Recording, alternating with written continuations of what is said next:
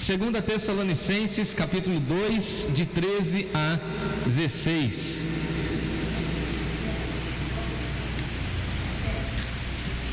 Pode encontrar o texto aí, por favor? Eu espero todos encontrar. Enquanto você está encontrando, você vai se colocando em pé, na postura reverente da leitura da Palavra de Deus. Na exposição, eu espero bastante silêncio para poder ensinar a Palavra do Senhor com integridade. Segunda Tessalonicenses, capítulo 2, a partir do verso 13 até o verso 16 e 17. Diz assim o texto sagrado: quanto a nós, e por que Paulo está escrevendo no plural? Porque quem está assinando a carta com ele é Silvano, também chamado Silas, e Timóteo. Quanto a nós, não podemos deixar de dar graças a Deus por vocês, irmãos amados pelo Senhor. Somos sempre gratos porque Deus os escolheu para estarem entre os primeiros a receber a salvação por meio do Espírito que os torna santos e pela fé na verdade. Ele os chamou para a salvação quando lhes anunciamos as boas novas do Evangelho. Agora vocês podem participar da glória do nosso Senhor Jesus Cristo. Portanto, irmãos, tendo em mente todas essas coisas, permaneçam firmes e apeguem-se às tradições que lhes transmitimos, seja pessoalmente ou seja por carta. Que o próprio Jesus Cristo, nosso Senhor, e Deus nosso Pai, que nos amou e pela graça nos deu eterno conforto e maravilhosa esperança, os animem e os fortaleçam em tudo de bom que vocês fizerem e disserem. Vamos orar mais uma vez? Senhor, diante da Tua presença e diante do Teu povo, diante da Tua palavra, a nossa oração é que o Senhor fale ao nosso coração, sonde o nosso coração, trabalhe em nós, edifique a Tua igreja. Fale conosco, Senhor, queremos ouvir a Tua voz poderosa, transformadora, e queremos, ó Deus, sair da Tua casa animados e revigorados pelo poder da Tua palavra. Ó Deus, que Teu Espírito Santo tenha liberdade a falar e trabalhar em nós e através de nós. Continue, ó Deus, a ministrar aos nossos corações. É a minha oração em nome de Jesus. Amém. Amém. Você pode tomar o seu assento, o seu lugar. Meu tema agora à noite é escolhidos e chamados por Deus. Já recebi pelo menos 3 pedidos para que eu continue expondo o texto de Efésios, que vocês viram pela manhã. Eu expus o verso 1, o verso 2, quando eu entrei no verso 3 o tempo já havia expirado, então ficou faltando 3, 4, 5 e 6, então ficará para um segundo momento, talvez no mês de dezembro, e aí eu quero expor e explicar aos irmãos aquelas verdades. Mas ali pela manhã eu expliquei a diferença entre ser chamado e ser vocacionado. Agora Paulo usa uma outra expressão, escolhido e também chamado, e nessa perspectiva nós olharemos o texto e veremos aquilo que Paulo tem a nos ensinar nessa noite. Nós temos pensado, temos refletido muito nessa questão da vocação, do chamado, da missão de Deus em nossas vidas, e como nós fomos chamados à luz do Evangelho para brilharmos, para cumprirmos a nossa vocação. E basicamente esse texto está falando da segunda vinda de Jesus, mostrando essa grande realidade de que Jesus está voltando, e assim a igreja precisa de vigilância, de cuidado, de atenção, ao mesmo tempo ficar muito atenta por conta do anticristo. Se você está com a sua Bíblia aberta, eu espero que sim, dá uma olhadinha aí no capítulo 2, quando Paulo, 2:1, nós lemos a partir do 13. Agora, irmãos, vamos esclarecer algumas coisas a respeito da vinda vinda do nosso Senhor Jesus Cristo e do nosso encontro com Ele. Então veja que a preocupação de Paulo é o seguinte: irmãos, nós temos um encontro, o nosso Senhor vem nos buscar, o nosso Senhor não nos esqueceu e nós temos um encontro, e nós precisamos conversar de algumas coisas que antecedem esse encontro. O bom é a festa, mas uma das melhores coisas é aguardar a festa, se preparar para uma festa, ou não. É bom, hein? Você só fala naquilo, você só pensa naquilo, você só pensa na vestimenta da festa. Como será a festa? Com quem será a festa? Não é assim? O irmão Nelson faz 3 meses que ele está atrás de mim para fazer a festa dele. Moveu céus e montanhas, e Abel veio lá de Cotia para a gente fazer a festa. Então, o gostoso é a festa, sim, mas o bom também é esperar a festa. Nilo e Kika esperaram a festa, e como foi a expectativa da festa. Agora, nós perdemos de vista essa expectativa e essa preparação para o dia que o Senhor vem nos buscar. E veja que Paulo coloca essa realidade de que há um encontro, e a gente precisa lembrar disso. Cadê a Laís? A Laís está lá em cima, né? Ontem a Laís, aqui no encontro de música, cantou uma linda canção, quando ela fala assim: e eu verei o meu Senhor, eu abraçarei Jesus e tocarei Jesus, e ouvirei Jesus me chamando pelo meu nome. Então haverá um encontro, e nós nos esquecemos disso. Você imagina Jesus olhando para você de pertinho, olho no olho, cara a cara, face a face, falando assim: eu te conheço, eu te amo, eu te salvei na cruz, eu te remi, eu te acompanhei naquela noite escura, quando você estava depressivo. Lembra que eu estava lá do seu lado? Lembra quando você estava desanimado? Eis que eu estava convosco naquele dia.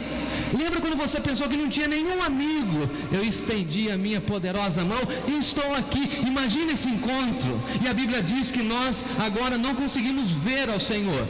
Hoje, na aula com os meus adolescentes, ou minhas adolescentes, eu tenho 5 adolescentes na minha classe. Pensa, tem um menino. Aí apareceu mais um que não é tão menino, né? Mas tudo certo. Então minha classe agora tem 2 meninos e 4 meninas. E uma das perguntas fantásticas foi o seguinte: como nós vemos a Deus, pastor? E eu estou preparando eles para o batismo. Como que a gente vê Deus? E aí eu li aquele texto. Agora a gente vê somente alguns relances de Deus, mas um dia nós veremos a Jesus como Ele é, face a face, e nós ouviremos a sua voz. Quando Timóteo nasceu, uma das coisas que meus amigos falavam assim: como será a voz dele? Eu ficava imaginando, como que será a voz dele? A gente teve que esperar alguns meses para saber a voz. Parece uma coisa boa. Como será a voz de Jesus? Porque tem um hino no cantor que diz assim: que doce voz tem, meu Senhor, voz de amor tão terna e graciosa, que dá paz ao coração, enche a nossa vida e traz consolação que só o crente goza. Só o crente sabe qual é a voz de Jesus, mas nós ouviremos de uma maneira assim, sem nenhuma ruptura clara. E veja que Paulo está colocando essa realidade, e aí ele fala o seguinte, versículo 2: só que não se deixem abalar, nem se assustem por coisas que estão acontecendo. Aí ele vai falar do anticristo e todo esse cenário complexo e difícil no qual nós estamos vivendo ou vivenciando antes da vinda do Senhor Jesus. Irmãos e irmãs, antes da vinda do Senhor Jesus, desculpa a clareza e franqueza, o bicho vai pegar. Não vai ser fácil se declarar cristão. Por isso que nós teremos que preservar até o fim. O amor vai se esfriar, a gente vai se escandalizar. Infelizmente, irmãos e irmãs irão nos trair, familiares, amigos irão trair a gente, negar a gente, entregar a gente para a prisão, no contexto de perseguição. Tudo isso vai acontecer. Ouvireis falar de guerras e rumores de guerra, o amor se esfriando, a iniquidade se multiplicando. Só eu que tenho a impressão, mas de 10 anos para cá, parece que o pecado o pecado parece-me que ele estava meio que escondido, ele ainda era reservado. Você concorda comigo? Aí alguém vai falar que eu sou moralista, mas vamos falar de sexualidade, música, cultura. Nós sabíamos que a coisa estava difícil no nosso país, nós sabíamos, mas tinha os guetos, ou estava meio que reservado em alguns momentos, em alguns lugares. Agora foi para a TV e foi para a mídia, e todo mundo agora tem um tal de smartphone. Agora a gente está vendo como o nosso país está mais, eu diria, mais complicado do que nós imaginávamos. Estou nem falando de economia, estou falando de cultura, estou falando de música, estou falando daquilo que é produzido, dito como cultura. Os filmes, as roupas. Como mudou as roupas de 10 anos para cá? A sensualidade ou a sexualidade precoce. As crianças com 2, 3 anos já estão com unhas pintadas. Pasmem. Minha sobrinha outro dia veio lá e falei: não, vou falar com o teu pai, que é meu irmão. Deixa a menina ser menina, deixa ela ser criança. Se eu ver de novo, o bicho vai pegar. Não sei porque meu irmão ficou bravo comigo. Põe lacinho, põe fitinha, deixa ela ser menina. Quando ela tiver 12, 13, ela se torna mulher e a gente vigia. Mudou ou não mudou? As coisas estão mudando, os cenários estão mudando. O anticristo, se não veio, vai vir, e aí cada um tem a sua possibilidade de interpretação, mas o que Paulo está colocando para a igreja é o seguinte: nós estamos diante dessa realidade e nós precisamos nos preparar. Agora, como nós iremos nos preparar? Dá uma olhadinha, e eu quero mergulhar com você no texto a partir do versículo 13. Eu acho interessante como Paulo, ele tem a sua sensação de responsabilidade. Não é sensação, é senso de responsabilidade. E ao mesmo tempo ele fala o seguinte: eu não quero ser muito mala, mas assim, não sei vocês, mas eu vou fazer isso. Que eu estava falando com a Vanessa outro dia, né? No que depender de nós. Lembra de Josué? Estava uma bagunça no dia de Josué. Todo mundo querendo servir a deuses estranhos. Josué levanta a bandeira e fala o seguinte: no que depender de mim, a partir de mim, tem uma música, né? A começar em mim. A gente fica pensando tem que começar no outro a obra. Não, é começar em você. Eu e a minha casa, eu e aqueles que estão sob a minha liderança, serviremos ao Senhor. Veja o que Paulo está dizendo. Quanto a nós, eu e a minha equipe, porque Paulo é o líder, Silas e Timóteo vai rezar aqui na minha cartilha. Quanto a nós não deixaremos de dar graças a Deus por vocês. Até Jesus voltar, nós deveríamos ter uma vida de ações de graças. Nós deveríamos listar as bênçãos e agradecer a cada uma das bênçãos que nós recebemos das mãos de Deus. E veja que Paulo gostava e valorizava muito a questão da gratidão. Paulo diz assim: em tudo. Não, mas é só em algumas coisas, Paulo. Paulo vai falar assim: nananina, não. Em tudo. O que é tudo, Rafael? É tudo mesmo, né? Tá tudo bem aí? Não vai dormir não, hein? Em tudo dai graças, porque essa é a vontade de Deus em Cristo Jesus. Aí o crente vai para o monte orar para entender a vontade de Deus. Não precisa. Sabe o que Deus quer da minha vida, da sua? De quem está em casa? Que você e eu sejamos gratos, porque nós vivemos numa sociedade ingrata, que ninguém sabe agradecer, e as pessoas que andam com Jesus deveriam ser as pessoas mais gratas dessa vida. Obrigado por cuidar do meu carro, obrigado por tirar o tártaro do dente do meu cachorrinho. Obrigado para o Senhor fazer esse trabalho de calha aqui, nessa época de chuva. Tem um vizinho meu lá que está atrás da tampa da caixa d'água dele. Ô Jefferson, você me ajuda a procurar a tampa? Eu falei: não sei, vamos colocar a escada no telhado. Tem uma aqui. Aí achei uma tampa lá no quintal da casa pastoral, só que é de 1.000 litros. Não, a minha é de 500, então não é. Leva e amarra, sei lá, vamos tentar achar. Aí ele falou assim, lá em cima no telhado, mas eu agradeço a Deus porque você subiu no telhado comigo. Eu falei, beleza, eu agradeço a Deus porque o Senhor olha a casa para mim aqui quando eu não posso cuidar da casa. Obrigado, seja grato pelas coisas simples. Que mania é essa que nós temos de nem olhar no rosto do atendente? Eu me recuso, confesso, eu me recuso autoatendimento. Eu não quero. Eu vou contar uma historinha rapidinho. Um dos dias que eu mais chorei na minha vida aqui em Sorocaba. Você acha que eu sou chorão? Choro muito? Bastante. Somente nas madrugadas. Eu, Deus, o meu travesseiro. Um trio parada dura. A reunião lá do condomínio onde eu moro. Precisamos diminuir custo. Estou na assembleia. E lá eu não sou presidente. É bom quando eu presido, né? Mas lá eu estou como ouvinte. Já fui chamado para ser síndico, mas não sei se você sabe, eu não divido o CNPJ da igreja com outro CNPJ. Eu não faço isso. Eu entrei no conselho, eu ajudo no conselho. Dou dica, mando, cobro. Acho que eles fizeram uma bobagem, mas estou no conselho. Parece que está... Vambora. E aí assim, vamos ter uma portaria virtual. Eu tenho implicância com tudo que é virtual, mas vamos lá. Eu quero ouvir então do senhor. Tinha um homem lá apresentando qual que é a proposta, apresentou lá, magnífica.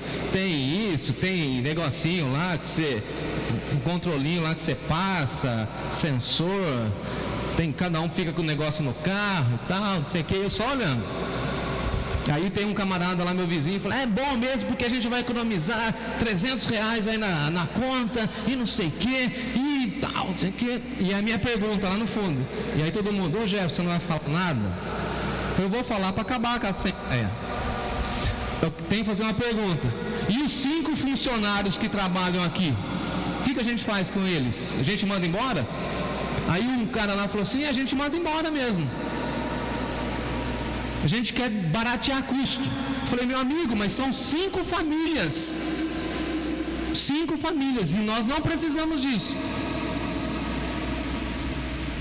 Aí falou, não, a gente não, isso aí não. Votaram. Fui voto vencido. E mandamos as 5 famílias embora. A pergunta é, aqueles camaradas ficavam a madrugada toda vigiando as nossas casas. A minha pergunta foi, qual daqueles moradores que foi lá levar um pão de queijo, uma xícara de café e agradecer pelo trabalho deles? Ninguém. Nossa sociedade é assim. Pela graça de Deus eu tenho contato de todos os porteiros até hoje no meu celular, glória a Deus. Tudo que eu preciso eu ligo para eles. Mas a gente não sabe agradecer. E Paulo está falando, em tudo dê graças. Agradeça a Deus pela vida, por tudo, pela vida dos irmãos. Veja que Paulo está citando os irmãos. Em outros contextos ele já havia falado dos irmãos. E ele fala assim, eu menciono todos os irmãos nas minhas orações. Que fantástico quando alguém chega para você, pega a sua mão e fala o seguinte, como que está aquele seu pedido de oração e você mesmo às vezes nem se lembra e a pessoa continua firme e forte orando por aquele propósito do seu coração. Ou quando a pessoa chega para você e fala assim, e aquele pedido do seu coração, como que está? Como vai a sua tia? E aquele seu primo que está internado? Carinho, manifestação de gratidão. Por vezes nós perdemos isso e perdemos esse senso de agradecer. E Paulo está falando o seguinte, olha, seja grato, porque esses irmãos são amados pelo Senhor. Oh, gente bonita, esse título é incrível. Dentro da família de Deus, todos nós somos amados pelo Senhor. E veja, deixa eu falar um negócio aqui, vai ficar registrado, né? Deus não tem filho especial. Deus não tem ninguém que é queridinho ou queridinha. Ai, pastor, eu sou uma ovelhinha muito especial. Desculpa. Na Bíblia que eu leio, todos nós estamos debaixo da mesma lona. Somos filhos e filhas amados e amados no mesmo pé de igualdade. Deus não tem filho mimado. Deus não tem. Porque Ele corrige a quem Ele ama. E então nós precisamos olhar os nossos irmãos e falar o seguinte: nossa, que povo amado. Todas as pessoas que estão aqui são amadas de Deus, e por isso Deus, por meio do seu Espírito, reuniu esse povo. Então nós precisamos entender: quem ainda não é amado do Senhor no sentido de já desfrutar da salvação, é alvo do amor de Deus. Então, cuidado para não ser estúpido, grosseiro com alguém que está do seu lado, porque você não sabe o propósito de Deus para aquela vida. Ou aquela pessoa já se sente amada por Deus, ou ela precisa se sentir amada por Deus. Ontem eu estava com a mangueira molhando as plantas lá de cima, e alguém falou assim: por que você é confundido com jardineiro? Eu falei: não tem problema, até Jesus foi. Lembra Jesus? Quando ele estava lá a Maria chegou lá e falou: pensei que o senhor era o jardineiro. Eu falei: qual que é o problema? Abre um parênteses. Jardinagem é um trabalho digno? Teve uma senhora e amiga do Carlão que falou assim, abri um parênteses, tá? Quem que foi o paisagista que fez esse negócio aí? Ficou bonito. Eu quero conversar com o cara que fez, para ele fazer um orçamento, fazer um jardim lá na minha casa. Jardim de inverno. Será que ele manja? O Carlão falou: acho que manja. Outro dia a senhora passou aí: ô moço, mandaram eu conversar com o senhor? Então, eu preciso pegar o cartão do paisagista. Então, a senhora vê lá que a senhora quer, tira a foto, eu converso com a senhora, mas não fala para todo mundo, eu faço de graça para a senhora, é minha oferta. Eu vou lá, vou plantar e tudo, depois a senhora vai aguando aí e vai cuidando, põe lá os adubos que eu avisar lá e vai ficar mil maravilhas, vai ficar lindo a sua casa. Combinado? Combinado. Pena que ela está enferma, mas eu vou fazer para ela quando ela melhorar o jardim dela. Eu estou lá molhando ontem o jardim, chega um menininho aí da igreja. Ele estava do lado da Elisângela hoje de manhã. Qual que é o nome dele, Natália? Eu confundo o nome daquele menino. Gustavo, eu chamo ele de Gabriel. Por que eu chamo ele de Gabriel? Aí o Gabriel chegou e falou assim: pastor, Gustavo aí, tá vendo? Será que eu vou ter um filho com esse nome, Natália? Vou perder, não. Aí o menininho fala assim: pastor, tem igreja hoje? Tem hoje e tem amanhã. Tem hoje e tem amanhã. E aí quando eu falei o nome dele, falei errado, ele falou assim: não, pastor, não é esse meu nome. E ele falou: qual é o nome dele? Gustavo. Falei: então, Gustavo, tu vem amanhã de manhã que tem culto. Vai ter cultinho? Tem culto. Mas quando eu falei o nome dele assim, olhando para ele, ele falou assim: esse cara me conhece. Ele errou meu nome, mas ele sabe quem eu sou. E hoje de manhã ele estava aqui. E eu fiquei tão feliz. E a gente precisa mencionar o nome, orar e falar o seguinte: Senhor, é essa pessoa, como eu já ensinei a igreja. A gente precisa perder essa ideia assim: Senhor, abençoe todo mundo. Meu filho que era assim: Senhor Deus, uma piedade, né? Abençoe todos os meus amiguinhos da escola. Eu falei assim: na sua escola tem 300 crianças. Quais amiguinhos você quer que Deus abençoe? Quais? 300 tem. Dá um nome. Dá um nome. Eu quero que Deus abençoe minha família. Qual família? Quais familiares? E Paulo está falando o seguinte: vamos dar graças a Deus e mencionar o nome de cada um. Só de criança a gente tem umas 30 para a gente orar. Adolescentes mais uns 15. Idosos mais uns 10. E a gente tem uma agenda de oração já estabelecida para a gente orar durante toda a semana. Dê graças a Deus. Dê graças a Deus, porque o Senhor tem cuidado, inclusive deles. Em segundo lugar, dê graças a Deus porque Ele nos escolheu.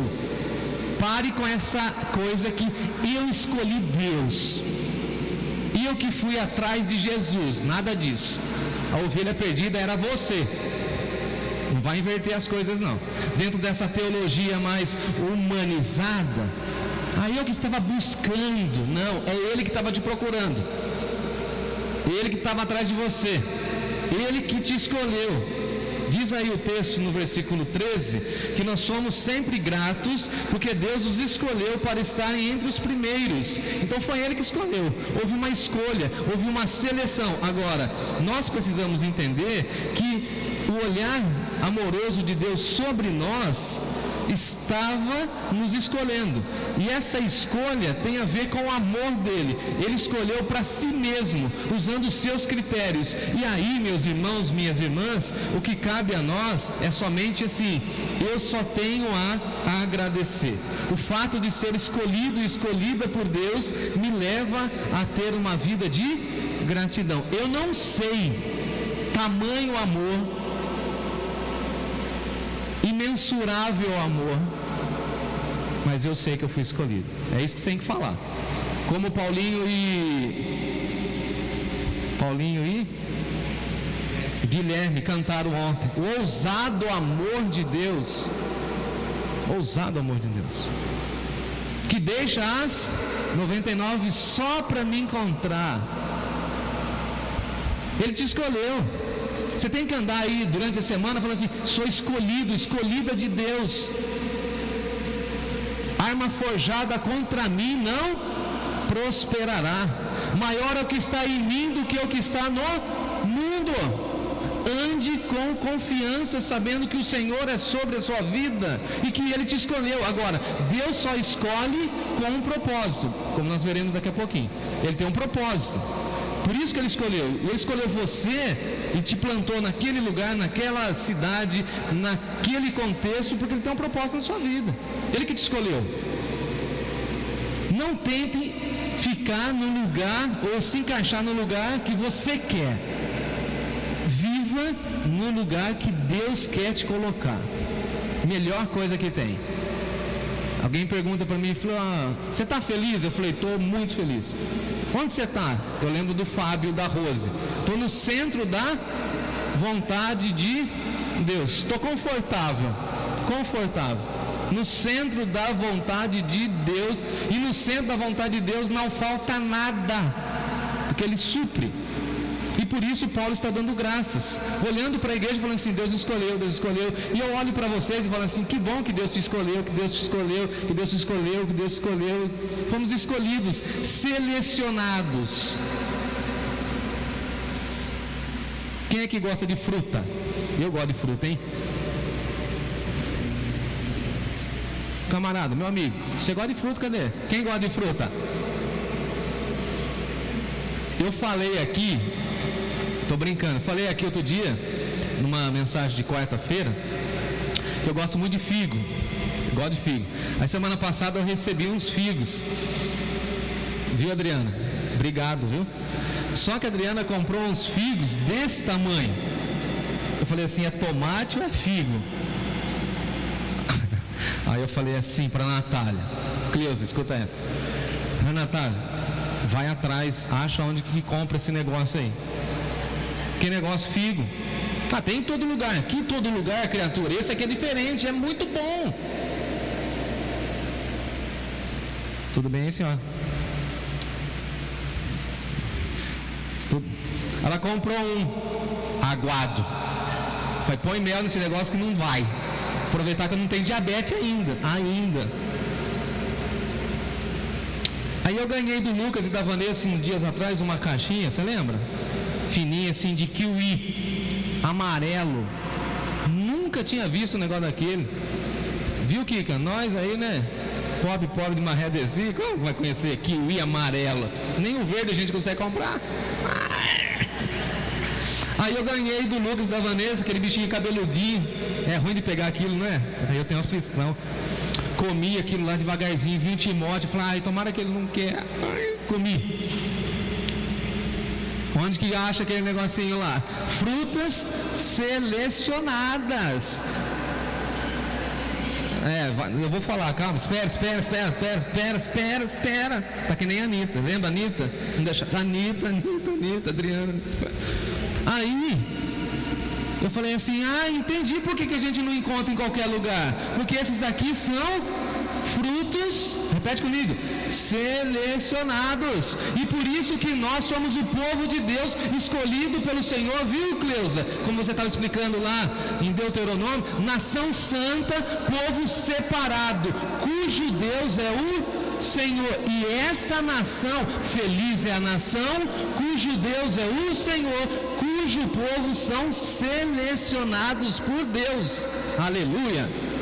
Nós que estamos aqui fomos selecionados por Deus, e por isso que os frutos da nossa vida têm que ser melhores do que os frutos do mundo, gente bonita. O seu sorriso tem que ser mais bonito do que o sorriso da pessoa que está do seu lado.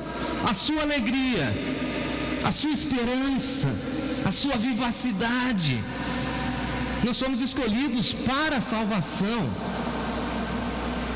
Não é um capricho de Deus, Ele escolheu a gente para sair da perdição e nos transportar para o reino, e também para a nossa santificação, conforme está aí no texto, para recebermos a salvação e nos tornarmos santos, para retirar do nosso coração a pureza, não, a impureza, e deixar o nosso coração branco, alvo mais do que a neve. Deu até vontade de cantar aquele hino. Agora, eu me lembro que os antigos falavam o seguinte: ninguém que vai morar com Deus não passa pelo processo de santificação. Ah, eu quero morar com Deus. Por que Deus não me levou? Porque você ainda não é santo ou santa, e porque Ele tem um propósito na sua vida.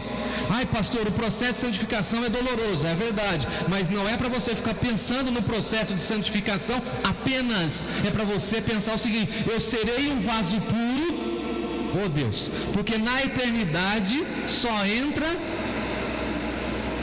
aquilo que é puro. Pecado entra na eternidade. Por isso que Ele vai te santificar, por isso que Ele vai moer seu coração, por isso que Ele vai tirar todos os pensamentos, conceitos e valores que não são deles, e vai colocar os valores e conceitos dele no seu coração para santificar, purificar, conforme o texto que nós estávamos lendo de Filipenses, até os nossos pensamentos. Lembra Paulo escrevendo a Filipenses? Tudo que é justo, tudo que é moral, tudo que é de boa fama, e aí tem mais uma listinha lá: nisto pensais, e isso ocupe o vosso pensamento. Então veja que nós fomos escolhidos para a santificação. E se você não está matriculado no processo da santificação, eu fico preocupado. Deixa o Espírito Santo te moldar, te lavar, te purificar, te tratar. Não tem coisa melhor do mundo do que você encontrar com uma pessoa e falar assim: nossa, quem te viu e quem te vê, hein? Você está melhorando, hein? Ah, eu gosto disso aí. Quando alguém chega só no pé do ouvido, publicamente não. Você está melhorando, hein? Você está crescendo nisso. Você está mais maduro nisso. Você nem sabe o processo do Espírito Santo. E molda, mexe. Como diria o Antônio, aí você pede paciência. O que ele vai dar para você? Uma semana o quê? Turbulenta para você exercitar o quê? A paciência. No meu caso, tenho que ter mansidão. Ele só vai colocar situações de estresse para ver se o pavio vai ferver. Aí eu tenho que deixar meu carro estacionado na garagem e pedir Uber.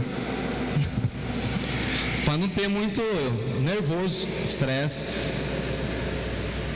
Quem não gosta de esperar e você vai no médico, só com você ele atrasa?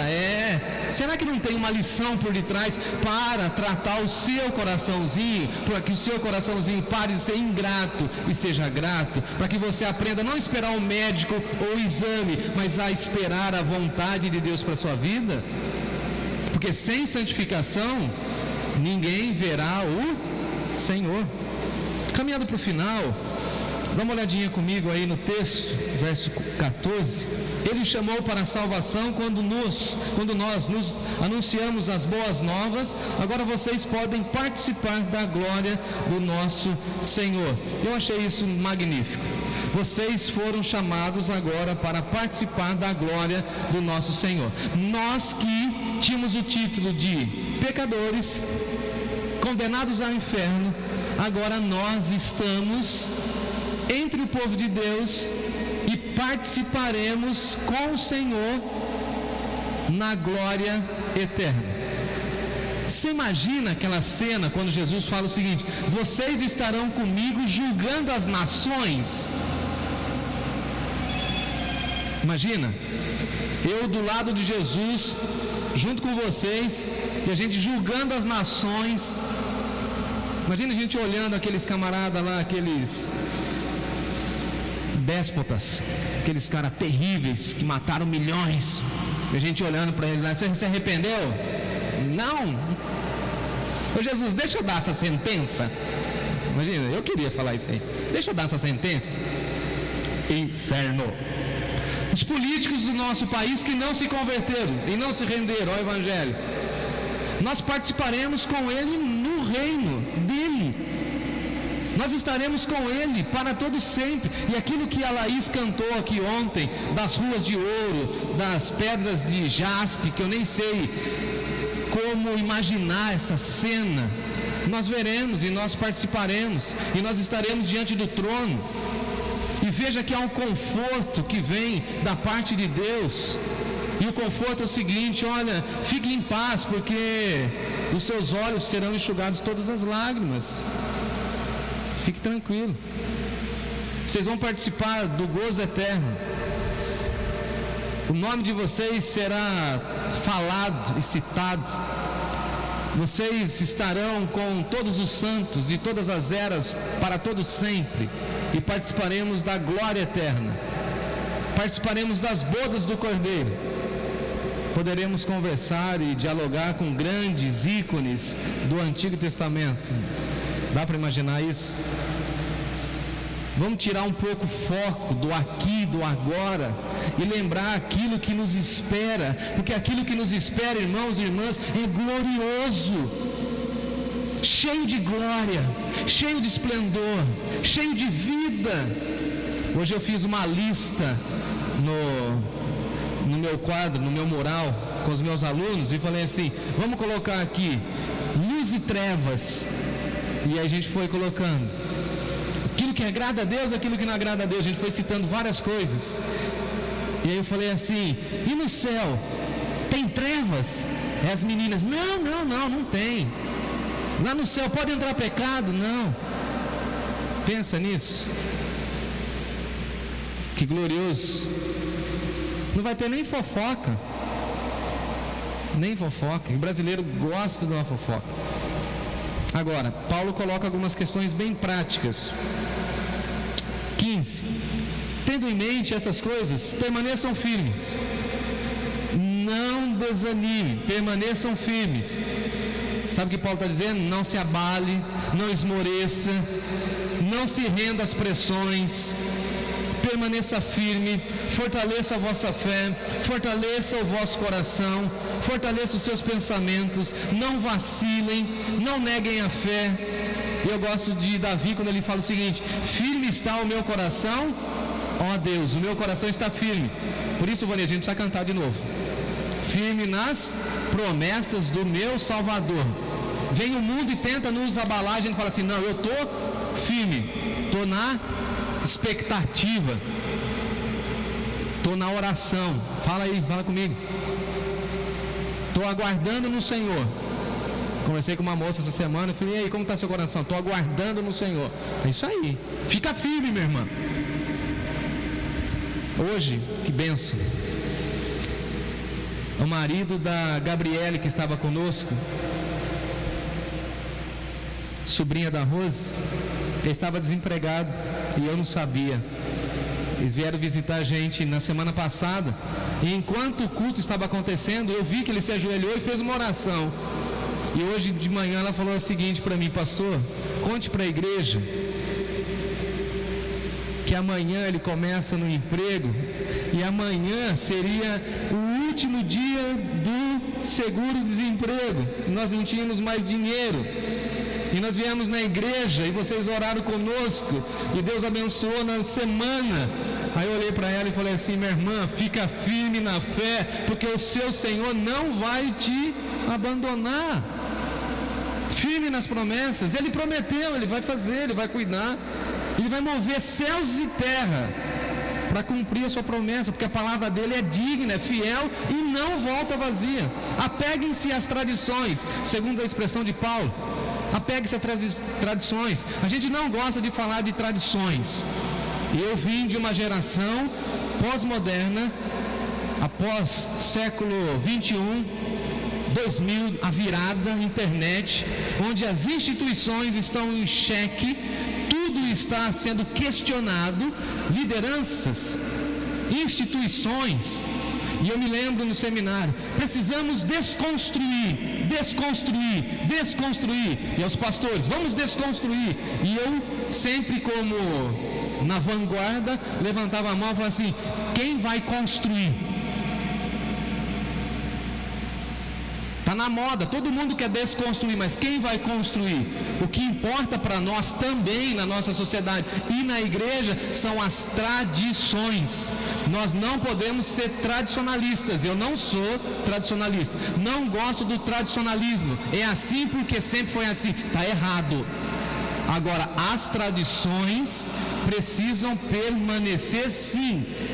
Veja o que ele está dizendo: permaneça nas tradições dos apóstolos, ou seja, permaneça nessas doutrinas, não negocie essas doutrinas, não negocie alguns valores e princípios para vocês supostamente agradar algum grupo específico, para algum grupo específico não ir embora da igreja.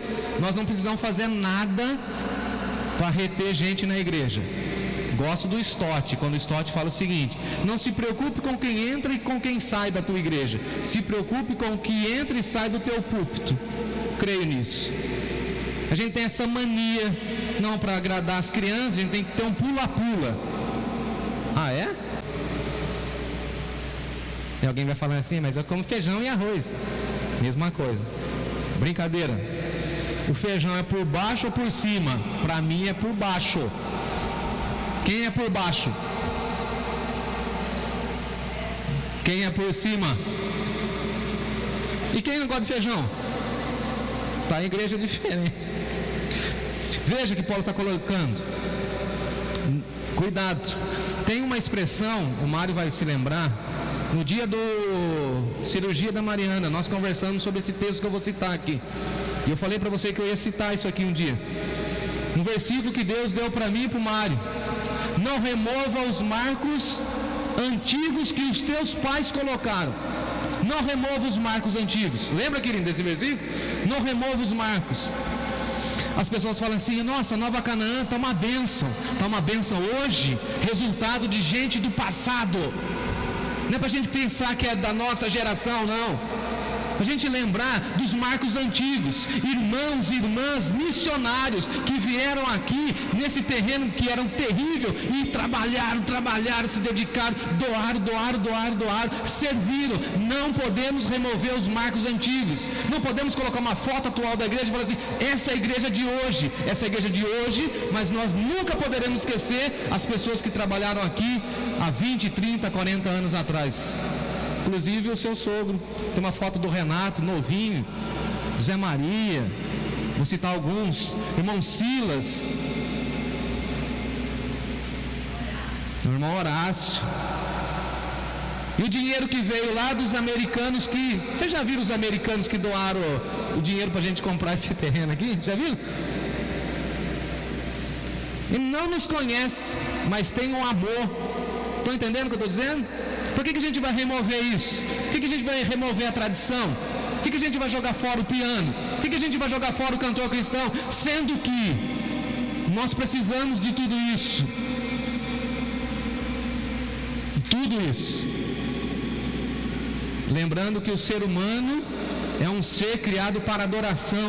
E ele precisa de liturgias. Ele precisa de, fala comigo, tradição. Por que a sociedade está do jeito que está? Porque nós, há 30, 40 anos, falamos que não era necessário mais ficar casado, que divórcio podia ser algo normal. Desde quando eu sou criança, divórcio no Brasil agora é normal, comum, tranquilo. E aí vem um grupo de pessoas sem estrutura familiar. Veio agora a pandemia, o que está vindo pós-pandemia? Problemas emocionais, e nós precisaremos estar atentos e cuidar dessa realidade. Não remover os marcos antigos. Quando a mamãe e o papai falam para nós, é assim porque é assim, desculpa, tá? Abaixa a orelha, põe o rabinho entre as pernas, fica na sua. Porque a mãe tem uma oração e uma conexão com Deus que é um negócio que eu acho inexplicável. Se a mãe falou assim, não estou muito em paz com isso, não vá, não faça, vai dar ruim. Se o seu pastor falar para você assim, minha filha, meu filho, isso não é para você, não vá. Aí a ovelhinha fala assim, bem contemporânea, né? Modernosa. O senhor pensa que é o que para falar isso para mim? Não sou nada, sou apenas autoridade espiritual na sua vida que você nem sabe o que é isso, né? Tudo bem, vai lá quebrar a cara. Daqui 6 meses você vem chorar no meu gabinete e eu vou te atender, tá bom? Ah, não vou não. Aí veio antes dos 6 meses, bonita. Vem cá, eu vou dar um cafezinho aqui, um Nesquik, um chazinho para você. Vou conversar, vou tratar. Agora aprenda isso. Não remova os marcos. Se o pai, a mãe, o pastor, o líder falou, tá aqui, esse é o balizador, esse é o limite. Cumpra aquilo ali, por favor. Na hora parece que dói um pouco. Mas depois você fala assim, obrigado. Tinha uns professores do seminário que era linha dura. Eu trabalhava em 2 trabalhos, achava uma rigidez louca. Hoje, menino, sabe o que eu acho? Eles estavam corretos. Já era uma peneira de Deus, falando assim, se você não aguenta, o pastor Júlio falava isso, se você não aguenta o seminário, nem vai para o ministério, senão você vai bombar. Você não aguenta. Você não aguenta. Você não aguenta o namoro, você quer casar? Não vá. Se prepara. Não remova os marcos antigos. Cuidado com as tradições. Por fim, 17. Que Deus e Pai do nosso Senhor Jesus Cristo anime o coração de vocês, fortaleça vocês em tudo, para que nessa semana vocês sejam abençoados e guardados pelo Senhor. Que essa alegria, que esse ânimo e esse fortalecimento venha do Senhor para a minha vida e para toda a igreja. Eu queria falar mais uma meia hora, no mínimo, mas eu vou parar por aqui para que possamos ter outros momentos. Só um versículo. Aquele que começou a boa obra em você vai terminar a boa obra até o dia de Cristo Jesus. Se Ele não te chamou, Ele está trabalhando em você. E a minha oração é: deixe o Espírito Santo de Deus trabalhar no seu coração. O seu coração e o meu ainda é um canteiro de obras. Você vai falar, está pronto. Ele fala assim, está reformando. Deixe Ele trabalhar, porque você foi chamado, escolhido e vocacionado pelo Senhor. Vamos cantar? Ó, olhai, pois, e vivei, confiai somente em Jesus. Ele salva o pecador, aleluia, salva até por meio de um olhar. Vamos em pé, louvar o nome do nosso Senhor, e estamos caminhando para o fim do nosso culto nessa noite.